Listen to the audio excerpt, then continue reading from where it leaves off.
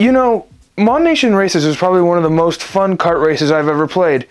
You could probably go as far to say it's even better than Mario Kart. Yep, I said it. What are you gonna do about it? You're probably wondering, what is ModNation Racers? It's Sony's take on a kart racer developed by United Front Games and San Diego Studios way back in 2010 for the PS3 and PSP, and mostly revolving around player-generated content, and also using the same lingo as Little Big Planet, play, create, and share, to encourage the players to use the online-generated content and level creation tools. But tragedy struck on April the 12th, 2018, when Sony announced that they would shut down the service for the game, meaning no more online functionality, no more sharing mods or carts, and the loss of all DLC. And so with the loss of all DLC, it had me thinking, what other lost and cut content does this game have in store for us? And so that's why I'm here today to go over all the lost and cut content in ModNation Racers.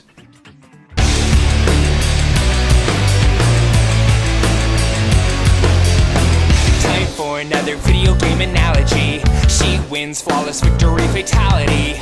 Eyes locked on the hottest hottie at the party. Insert my coins now. Let's get this party started right. Slide up to this goal with perfect timing. She smiles at somebody just behind me.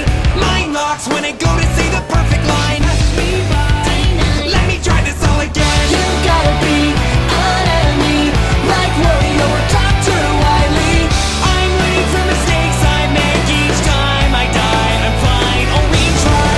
You gotta be an enemy, like Wario or Dr. Wily. You're the weird socks and last boss at the same time. I got shot down, but I'll try it again. I entered my code and now I've got 99 lives. So let's start off with some unused areas, shall we? With this kind of boring character select area. This is one of the variations for the creation station. Just a plain white wall and some spotlights. It's kind of boring, and it makes me really happy that they didn't go with this design. I mean, just look at this screen we have now. It's so stylish and unique. Also, shout out to the lead designer, man. Matt Thomas. I mean, just look at that UI design. It totally screams early 2000 design. That Fudiger Aero / Metro style is so cool to me. Also, shout out to the composers. The music in this game is so good. Like, have a listen to one of my favorite tracks in the game.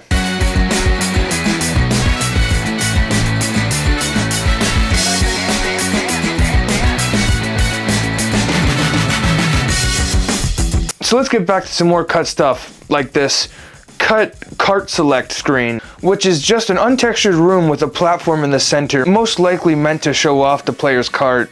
Or how about a more early version of the creation station that's actually textured and finished, but it's not as colorful or fun to look at? Just take a look at the mod creation station area. Tag just looks so sad to be there. Like you're on the red carpet, man, be happy. Or another version of the creation station that contains a simplified version of the white wall and spotlights area, with all props removed and untextured.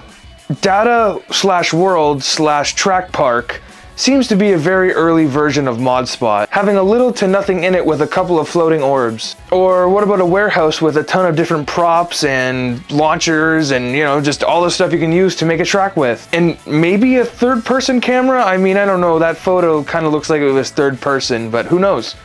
You guys like textures? You do? Well, I don't. So here's a default placeholder texture. With a kind of bizarre find, there's a file in the game that contains all of Link's textures from The Legend of Zelda Twilight Princess. No clue why that would be in this game, but yeah. Want some teeth?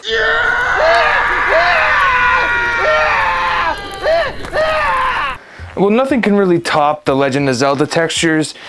Here's some unused icons for tracks and stuff. There's also a placeholder video that was like nothing important. It was just like a blank screen, so nothing important to see there. But here's an interesting video to see from the 2010 preview build. The United Front game logo was different and would instead play this video.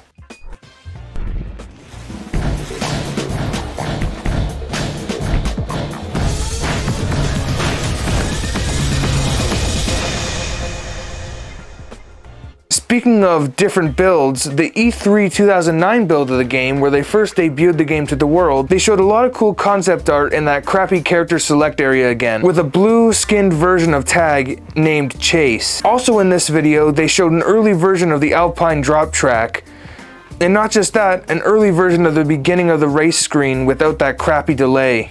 Talking about more early builds, The game had a playable version at the 2009 PlayStation Holiday Preview event that had some parts playable, like the mod and cart creation stations. This version of the game seems to be a lot closer to the final version of the game. You can also find photos of this build on the ModNation Racers website, suggesting that maybe they had this version of the creation stations very late into development. And now finally, we can get into the meat and potatoes of this game, the Lost DLC. Yeah, with the server shutting down, all the DLC for this game got wiped out of existence. Like literally, I couldn't find any information on the internet. It was so difficult. You'd think like someone would have a list of all the DLC, but no, I had to literally use the PlayStation blog and other sketchy websites to find stuff. And then I came across something so beautiful, so majestic, something so godly, something that you see a developer not do anymore. Talk to their fans. I know, you don't hear that anywhere, nowhere. Like, this guy, know him? League of Legends? They don't fucking talk to their fans, they just want skins. Surprised they haven't made a skin line of figures yet.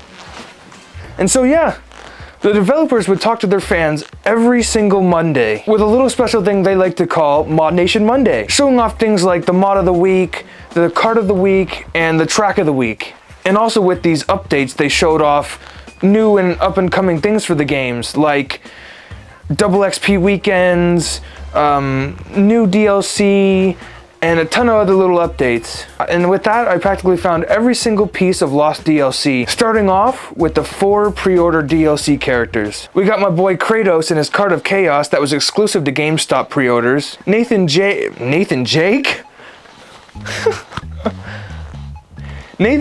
in his Jungle Jeep that was exclusive to Best Buy, and Ratchet & Clank that was exclusive to Amazon, and last but not least, my boy Sackboy with his Sackboy's cart. And he came with every single version of the game, but he was a limited supply. Do you guys like Frosters? Or Slurpees for the Americans out there and the other people out there too. But anyways, down here in Canada we had a thing called Frosters. And I don't actually call them Frosters, I call them slushies, but whatever the hell, frozen drink, you slam it in to a cup, and you got some fucking food flavoring, and you stick it in there, and you slurp it, and it was like frozen. But anyways, this character was exclusive to a Canadian convenience store called Mac's, which doesn't exist anymore and changed into a new place called Circle K. And for anyone that purchased a Froster would get a special code on the back, and you'd have to type it onto the website, and then you'd have to put in that code into the website, and then they'd email you back the code for the Froster. Airraid is an old looking cool dude with an airplane for a cart, and the way you got him was through an online code issued from GameStop through an email. This bundle was made available. This bundle was later made available as an in-game purchase on the PSN store. Van Man is a cool disco guy with a badass afro and an awesome hippie van, and was sold separately or together in a pack. Vampy is, well, obviously a vampire and has a really badass coffin cart. Princess is your normal run-of-the-mill princess, but I gotta admit her cart is pretty cool. And here we are with a very cool crossover character, Jak and Daxter. They were bundled together or came separately. They also came with a cart that took inspiration from the tough puppy from Jak 3. Oilstain is an old zombie dude. I mean, what else can I say? His cart kinda stinks. We got another badass crossover character with Sweet Tooth and his badass ice cream truck. My boy Sweet Tooth from Twisted Metal got his time to shine on the PS3. And even if the PS3 game didn't get the love it deserved, it was still nice to see my boy on a new gen console. We definitely need a new Twisted Metal game for the PS5. That shit would rock. The Superfan is your run-of-the-mill football fan with a super cool helmet and a kinda okay RV cart. But the best thing is he has a foam finger to stick up your ass. Boom, we got another crossover character with Helgast. I think that's his name. Anyways, and his cart, which is like a super cool badass tank from Killzone 3. Did you know that the freaking Easter Bunny was in this game? Well, I guess not really the Easter Bunny. He goes by the Chocolate Bunny, but whatever, it's still the freaking Easter Bunny. And he also came with his carrot cart. Elephant Man is a literal elephant man. He didn't really come with a cart or anything. Let's get into something different with the Far East track theme, or the Far Eat track theme, that added 7 new tracks to the game. The Great Wall, the Hidden Forest, Dragon City, Monsoon Edge, and Imperial Gardens. And with that, a new career race series, 10 new objectives, 35 new unlockables, and 7 new trophies. And also 50 new props. Damn, man, for 10 bucks, that's a steal. That would be like 40 bucks now. We also got the Santa mod and his sleigh that was released on Christmas. And we also got the Super mod and his cart released on the same day. And this guy's cart actually looks pretty cool. On top of that, we got another crossover character that came swooping in, adding in Sly Cooper and his muscular cart. And with the release of those 3 characters I just mentioned coming out on the same day, they bundled the post-apocalyptic Nuker and his Mauler cart, Little Tinker and his soapbox cart, and last but not least, Mousetrap and his cheesy cart all together on the same day. Also, with those characters coming out on Christmas, they released a holiday pack including a handful of holiday themed props. And for Valentine's Day, they released another mod called the Love Bug. He came with a swan cart that I actually really like.